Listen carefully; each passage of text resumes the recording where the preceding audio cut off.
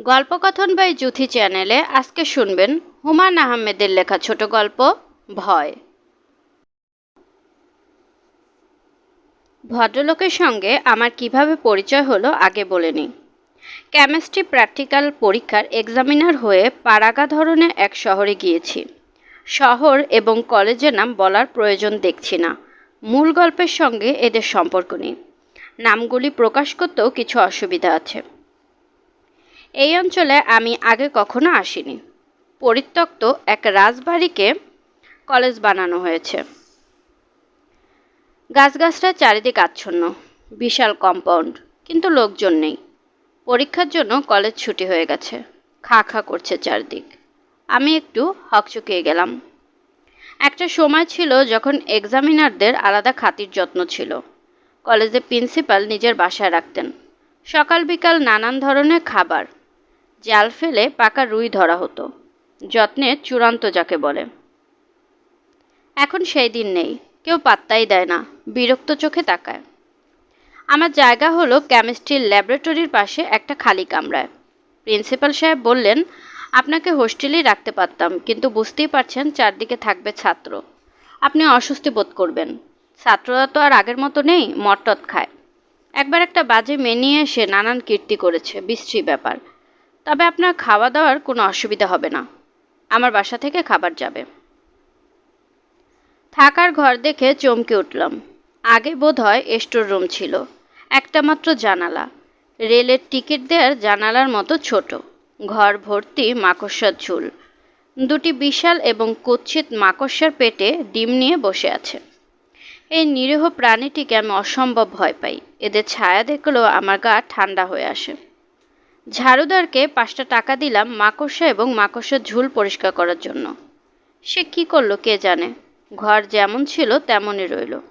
দুটির জায়গায় এখন দেখছি 3টি মাকড়সা। তৃতীয়টির গায়ের রং কালো, চোখ জ্বলজ্বল করছে। সন্ধ্যাবেলা হারিস নামের একজন লোক একটা হারিকেন জ্বালিয়ে দিয়ে গেল, অথচ দিনের বেলায় ইলেকট্রিসিটি আছে দেখেছি। হারিস বলল, রাত 10টার পর কারেন্ট আসে। আমার বিস্ময়ের সীমা রইল না। রাত 10টার পর আমি কারেন্ট দিয়ে কী করব? সন্ধ্যার পর এলেন কেমিস্ট্রি ডেমনস্ট্রেটর সিরাজউদ্দিন। এর সঙ্গে আমার সকালে একবার দেখা হয়েছে। তখন বোধহয় তেমন মনোযোগ দিয়ে দেখিনি। মুখ ভর্তি আর্নেস্ট হ্যামিংয়ের মতো চাপদাড়ি, মাথায় টুপি, চোখে সুরমা, গা থেকে আতরের গন্ধ বেরোচ্ছে। বেটেখাটো একজন মানুষ, বয়স 50-এর মতো হলেও চমৎকার স্বাস্থ্য। এই গরমেও গায়ে ঘিয়া রঙের একটা চাদর। তিনি কথা বলেন খুব সুন্দর করে। স্যার কেমন আছেন? ভালোই আছি। আপনার খুব তকলিফ হলো স্যার? না, তকলিফ আর কি। আগে এক্সামিনার সাহেবরা এলে প্রিন্সিপাল স্যারের বাসায় থাকতেন, কিন্তু তার এক ছেলের মাথায় সমস্যা হয়েছে। প্রিন্সিপাল স্যার এখন আর কাউকে বাসায় রাখেন না, ছেলেটা বড় ঝামেলা করে। আমি বললাম, আমার কোনো অসুবিধা হচ্ছে না। সিরাজউদ্দিন সাহেব ক্ষীণকণ্ঠে বললেন, স্যার ভেতরে এসে একটু বসবো? নিশ্চয়ই নিশ্চয়ই, আসুন গল্প করি। সিরাজউদ্দিন সাহেব বসতে বসতে বললেন, এখানে ডিস্ট্রিক্ট কাউন্সিলের একটা ডাক বাংলা আছে, সেখানে আপনাকে রাখতে চেয়েছিলাম, কিন্তু সেখানে রেভিনিউর সিও তার ফ্যামিলি নিয়ে থাকেন, কোয়ার্টারের খুব অভাব। বুঝতে পারছি, এই নিয়ে আপনি ভাববেন না। দিনের বেলাটা তো কলেজেই কাটবে, রাতে এসে শুধু ঘুমাবো। বইপত্র নিয়ে এসেছি, সময় কাটানো কোনো সমস্যা না। সিরাজউদ্দিন সাহেব ইতস্তত করে বললেন, রাতে ঘর থেকে বেরোতে হলে একটু শব্দ টব্দ করে তারপর বেরোবেন, খুব সাপের উপদ্রব। তাই নাকি? স্যার এখন সাপের সময়, গরমে অতিষ্ঠ হয়ে গর্ত থেকে বের হয়, হাওয়া খায়। এ তো মহা যন্ত্রণা। প্রায় 200 গজ দূরে ঝোপঝাড়ের মধ্যে বাথরুম। আমার আবার রাতে কয়েকবার বাথরুমে যেতে হয়। তবে স্যার ঘরের মধ্যে কোনো ভয় নেই, চারদিকে কার্বলিক অ্যাসিড দিয়ে দিয়েছি, সাপ আসবে না। না এলেই ভালো। স্যার আপনি যদি অনুমতি দেন পা উঠিয়ে বসি? বসুন বসুন, আপনার যেভাবে ইচ্ছে আরাম করে বসুন। বসলেন এবং একের পর এক সাপের গল্প শুরু করলেন। সেই সব গল্প সত্যি বিচিত্র। রাতে ঘুম ভেঙেছে, হঠাৎ তার মনে হলো তার নাভির উপর চাপ পড়ছে। চোখ মেললেন, ঘরে চাঁদের আলো। সে আলো লক্ষ্য করলেন একটা সাপ কুণ্ডলি পাকিয়ে তার নাভির উপর শুয়ে ঘুমাচ্ছে। আসল সাপ, শঙ্খচূড়। একসময় আমি বিরক্ত হয়ে বললাম, সাপের গল্প আর শুনতে ইচ্ছে করছে না, দয়া করে অন্য গল্প বলুন। ভদ্রলোক সম্ভবত সাপের গল্প ছাড়া অন্য কোনো গল্প জানেন না। কিছুক্ষণ চুপ করে থেকে শুরু করলেন সাপের সঙ্গম দৃশ্যের বর্ণনা। চৈত্র মাসের এক জ্যোৎস্নায় তিনি এই দৃশ্য দেখেছেন। বর্ণনা শুনে আমার গা ঘিন ঘিন করতে লাগলো। সিরাজউদ্দিন সাহেব বললেন, সাপ যে জায়গায় এসব করে তার মাটি কবচে ভরে কোমরে রাখলে পুরুষত্ব বাড়ে। বিজ্ঞানের একজন শিক্ষকের মুখে কী অদ্ভুত কথা।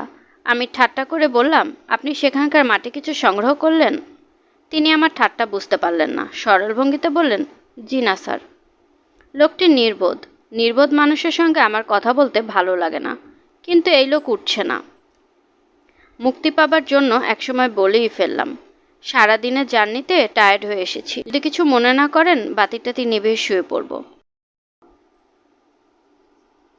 ভদ্রলোক অবাক হয়ে বললেন, কি বলেন স্যার, ভাত না খেয়ে ঘুমাবেন? ভাত তো এখন আসেনি, দেরি হবে। আমি প্রিন্সিপাল সাহেবের বাসা থেকে খোঁজ নিয়ে তারপর আপনার কাছে এসেছি। আমি যাওয়ার পর রান্না চড়িয়েছে, গোস্ত রান্না হচ্ছে। তাই নাকি? জি। আপনি গরু খান তো? জি খাই।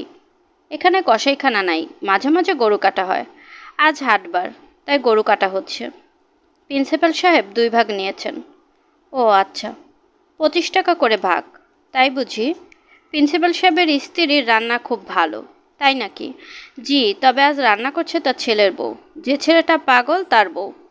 ও আচ্ছা। বিরাট অশান্তি চলছে প্রিন্সিপাল স্যারের বাড়িতে। ছেলে বটি নিয়ে তার মাকে কোপ দিতে গিয়েছে, বউ গিয়ে মাঝখানে পড়ল।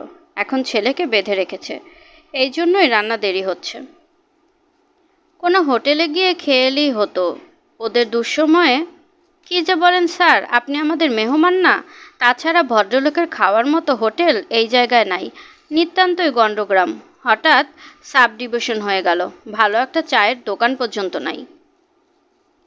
রাত 10:30টায় খাবার এলো, 2টি প্লেট। সিরাজউদ্দিন সাহেবও আমার সঙ্গে খেতে বসলেন। হাত ধুতে ধুতে বললেন, প্রিন্সিপাল স্যার আমাকে আপনার সঙ্গে খেতে বলেছেন। আপনি হচ্ছেন আমাদের মেহমান, আপনি একা একা খাবেন তা কি হয়? প্রিন্সিপাল সাহেবের ছেলের বউ অনেক কিছু রান্না করেছে, অসাধারণ রান্না। সামান্য সব জিনিসও রান্নার গুণে অপূর্ব হয়েছে। মেয়েটার জন্য আমার কষ্ট হতে লাগলো। বেচারি হয়তো চোখের জল ফেলতে ফেলতে রেঁধেছে।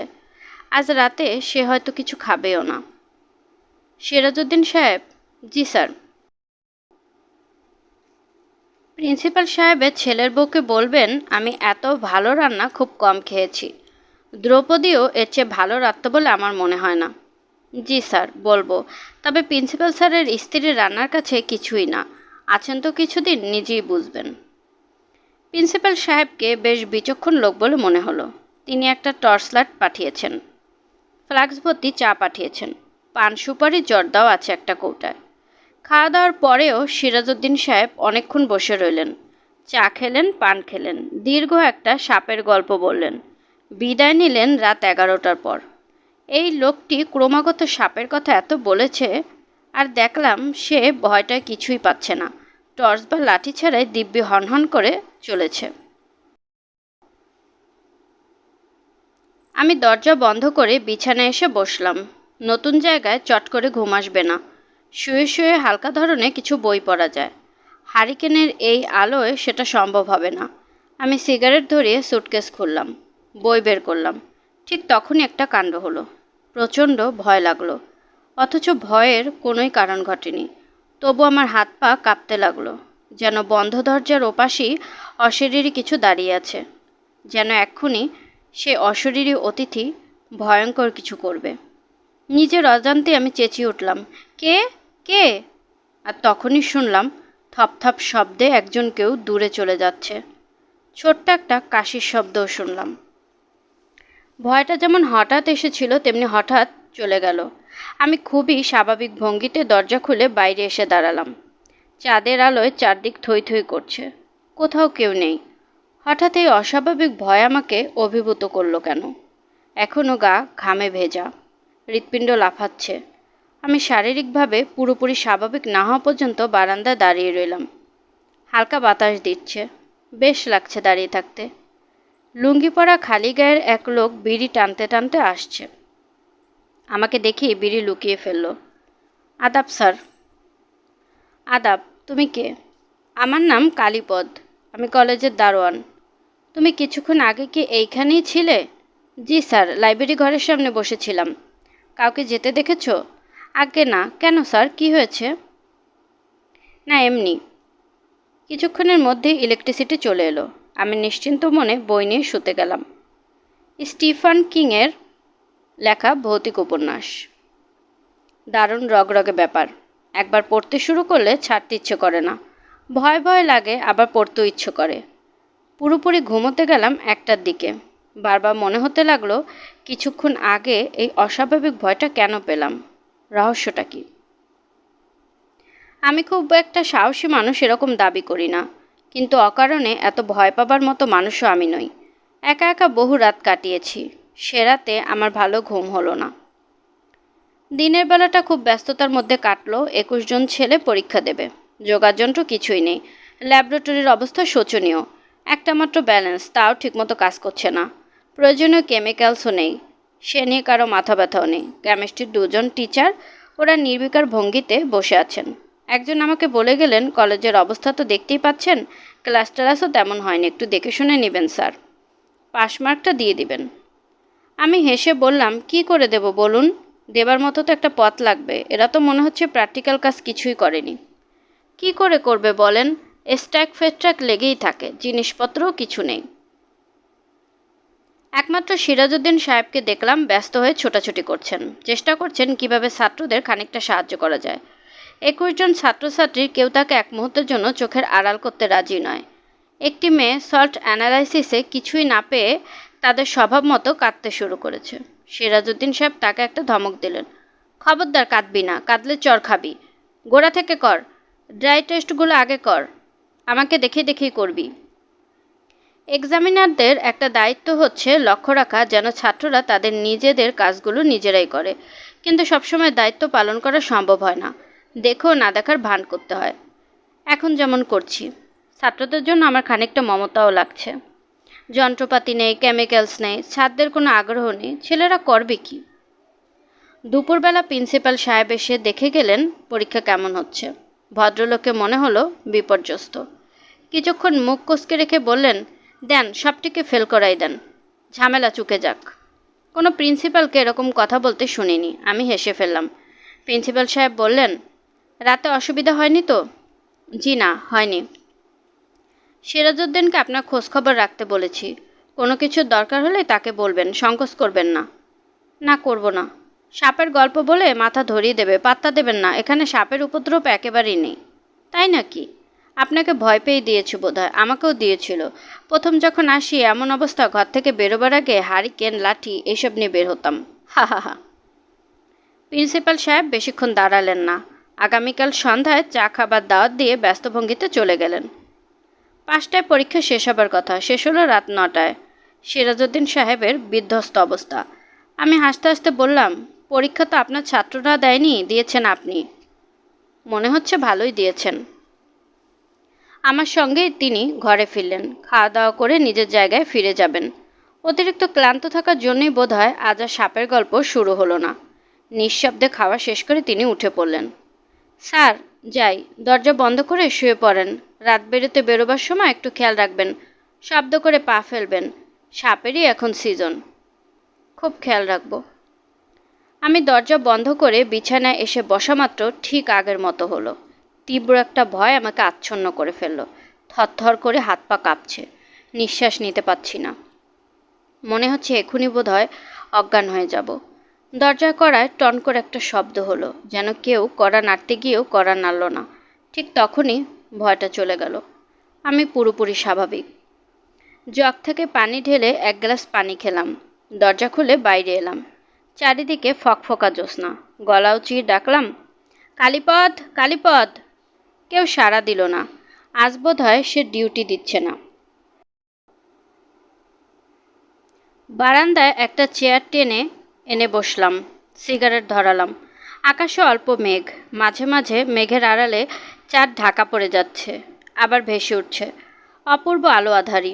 ঢাকা শহরে বসে এই দৃশ্য ভাবাই যায় না। তবে বড় বেশি নির্জন। ঝিঝি ডাকছে, কিন্তু সেই ঝিঝির ডাকও ম্যাজিকের মতো হঠাৎ করে থেমে যাচ্ছে। শুনতে ভালো লাগে। ফ্ল্যাক্স থেকে চা ঢেলে নিয়ে আবার এসে বসলাম বারান্দায়, আর তখন দেখলাম কালীপদ আসছে। তার হাতে এক গাদা এঁটো বাসনকোসন, সম্ভবত পুকুরে ধোবে। এই কালীপদ। আদাব স্যার। একটু শুনে যাও তো।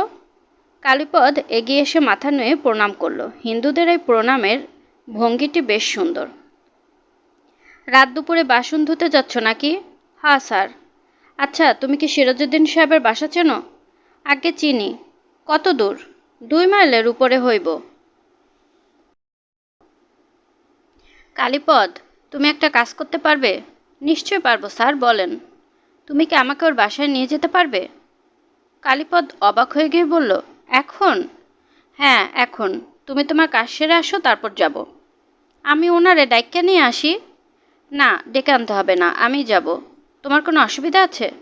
আজ্ঞে না, অসুবিধা নাই, আমি আসতাছি। সিরাজউদ্দিনের বাসায় যাবার ব্যাপারটা যে আমি ঝোঁকের মাথায় করলাম তা না। আমার নিশ্চিত ধারণা হয়েছে যে সিরাজউদ্দিনের সঙ্গে আমার হঠাৎ ভয় পাবার একটা সম্পর্ক আছে। এই সম্পর্কটা বের করতে আজ রাতেও আমার ঘুম হবে না। আদি ভৌতিক কোনো ব্যাপারই আমার বিশ্বাস নেই। কার্যকারণ সম্পর্ক ছাড়া এই পৃথিবীতে কোনো কিছুই ঘটে না। বস্তুজগতের প্রতিটি চক্রকেই নিউটনের গতিসূত্র মানতে হয়। ঢাল ভাঙা ক্রোশ বলে একটা কথা বইপত্রে পড়েছি। আজ রাতে সেটাই বাস্তবে জানা গেল। হাঁটছি তো হাঁটছি, মাঝে মাঝে জিজ্ঞেস করছি, কালীপদ আর কত দূর? সে তার উত্তরে ঘোষজাতীয় একটা শব্দ করছে। লোকটি কথা কম বলে, কথাবার্তা হ্যানার মধ্যেই সীমাবদ্ধ। কিংবা কে জানে, গ্রাম ট্রামের দিকে হয়তো চলতি অবস্থায় কথা কম বলার নিয়ম। তার উপর লক্ষ্য করলাম লোকটা একটু ভীতু টাইপের। একটা শব্দ হতেই দাঁড়িয়ে যাচ্ছে, এদিক ওদিক তাকাচ্ছে। আমি যখন বলছি, কি হলো কালীপদ, তখন আবার হাঁটা শুরু করছে। আমি আগে দেখেছি দারোয়ানরা সবসময় ভীতু ধরনের হয়। একসময় আমরা ছোটোখাটো একটা নদীর ধারে চলে এলাম। বর্ষাকালে এর চেহারা রমরমা থাকলেও থাকতে পারে। এখন দেখাচ্ছে সরু ফিতার মতো। পায়ের পাতাও হয়তো ভিজবে না। কালীপদ, নদীর নাম কি? বীরই নদী। বীরই চরের কথা শুনেছি। এই নামে যে নদীও আছে কে জানতো। নদী পার হতে হবে? আজ্ঞে না। এসে পড়েছি নাকি? হ। সে হ বলেও থামছে না। ভাবভঙ্গি দেখে মনে হচ্ছে কোথাও থামবেও না। মনে হচ্ছে এটা আমাদের অনন্ত যাত্রা। সিরাজউদ্দিনের সঙ্গে কথাবার্তা কি বলবো কিছুই ঠিক করিনি। আগে থেকে ঠিকঠাক করে গেলে কোনো লাভ হয় না। আসল কথা বলবার সময় ঠিক করে রাখা একটা কথাও মনে আসে না। কতবার এরকম হয়েছে। যৌবনে জরি নামের একজন কিশোরীর সঙ্গে বেশ ভালো পরিচয় ছিল। খুব সাহসী মেয়ে। সে নিজ থেকেই একবার আমাকে খবর পাঠালো আমি যেন সন্ধ্যাবেলায় তাদের বাড়ির ছাদে অপেক্ষা করি। সারাদিন ভাবলাম ছাদের নির্জনতায় কী সব কথা বলবো, কতটুকু আবেগ থাকবে, কোন পর্যায়ে হাতে হাত রাখবো। বাস্তবে তার কিছুই হলো না। প্রচণ্ড ঝগড়া বেঁধে গেল। জরি কাঁদো কাঁদো গলায় বলল, ছোট লোক। আমি কড়া গলায় বললাম, আমি ছোট লোক না, ছোট লোক হচ্ছে তুমি। শুধু তুমি একা না, তোমার বাড়ির সবাই ছোট লোক, এবং তোমার বড় মামা একটা ইতর। আবেগ ভালোবাসার একটি কথাও দুজনে কেউ বললাম না। স্যার, এই বাড়ি। আমি থমকে দাঁড়ালাম। ছোট্ট একটা টিনের ঘর, কলা গাছ দিয়ে ঘেরা। খড় পড়ানোর গন্ধ আসছে। পরিষ্কার ঝকঝকে উঠান। উঠোনে দাঁড়াতেই কুকুর ডাকতে লাগলো। চোর ভেবেছে বোধ হয়। ভেতর থেকে সিরাজউদ্দিন চেঁচালো, কে? কে? কালীপদ বলল, দরজাটা খুলেন, আমি কালীপদ।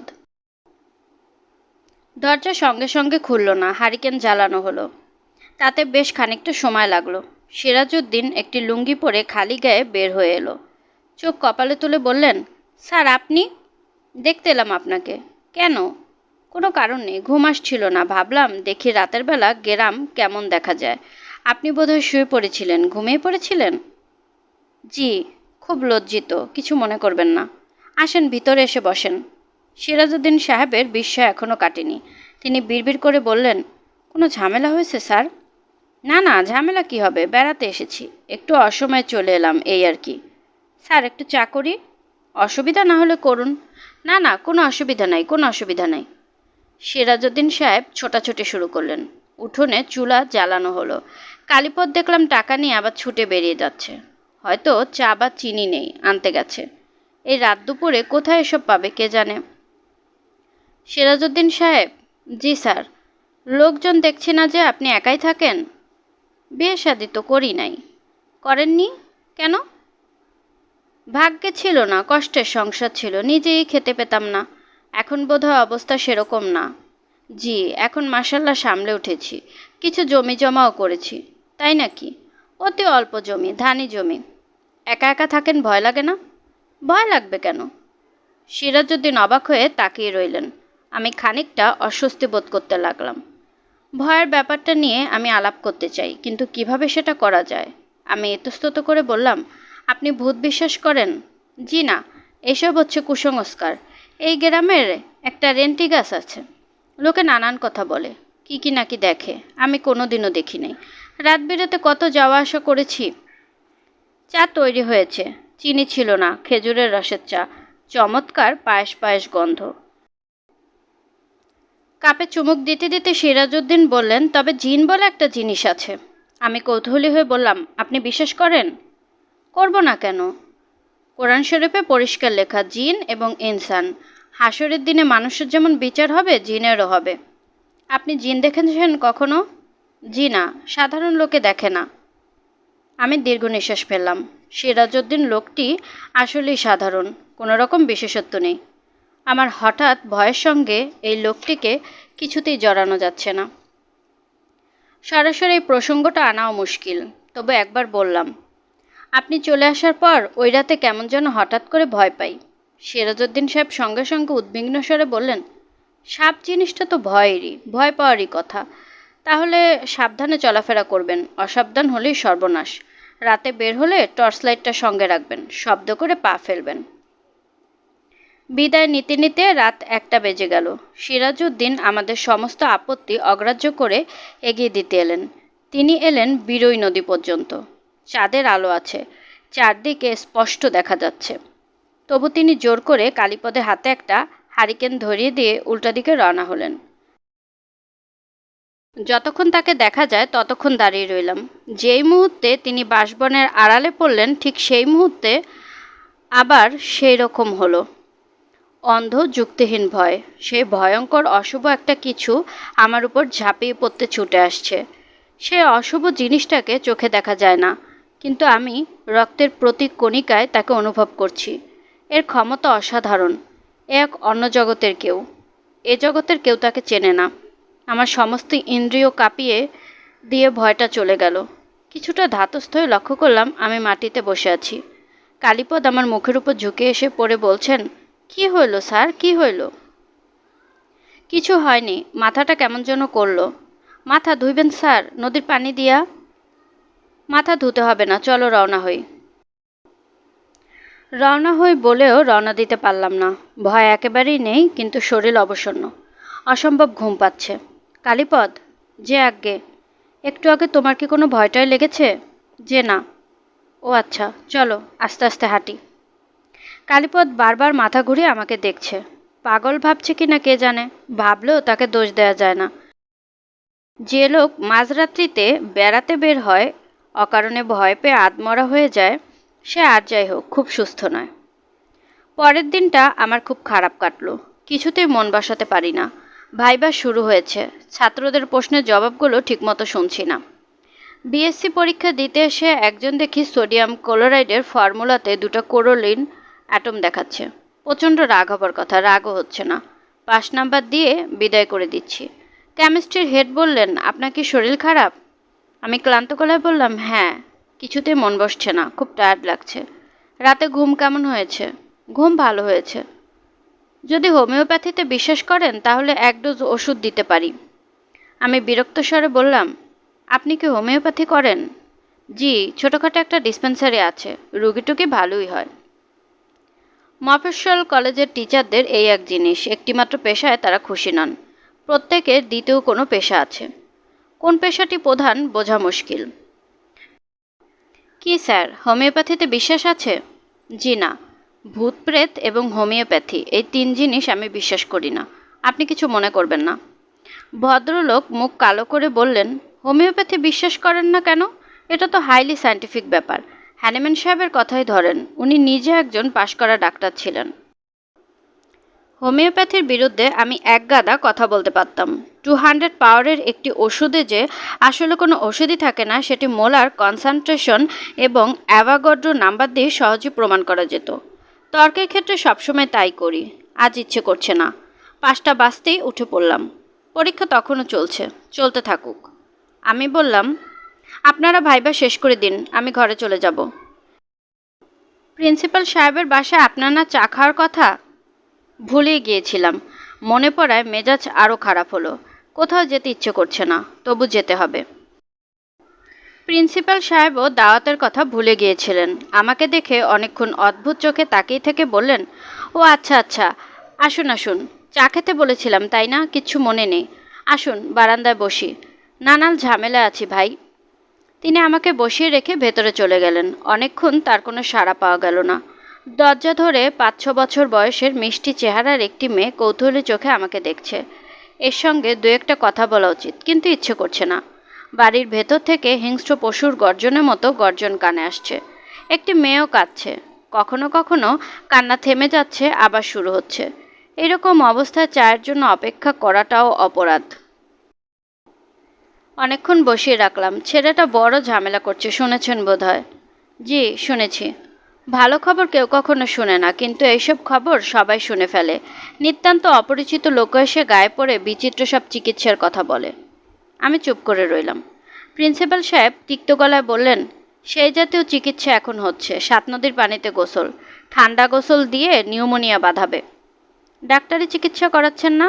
তাও আছে, বৈজ্ঞানিক অবৈজ্ঞানিক সব রকম চিকিৎসাই চলছে, কোনোটাই লাগছে না। অসুখটা শুরু হলো কিভাবে? প্রিন্সিপাল সাহেব দীর্ঘ নিঃশ্বাস ফেলেন। এই প্রসঙ্গে নিয়ে কথা বলতে হয়তো তার ইচ্ছে করছে না। চা চলে এলো। শুধু চা নয়, মিষ্টি, সিঙ্গারা, কচুরি। নিন, চা নিন।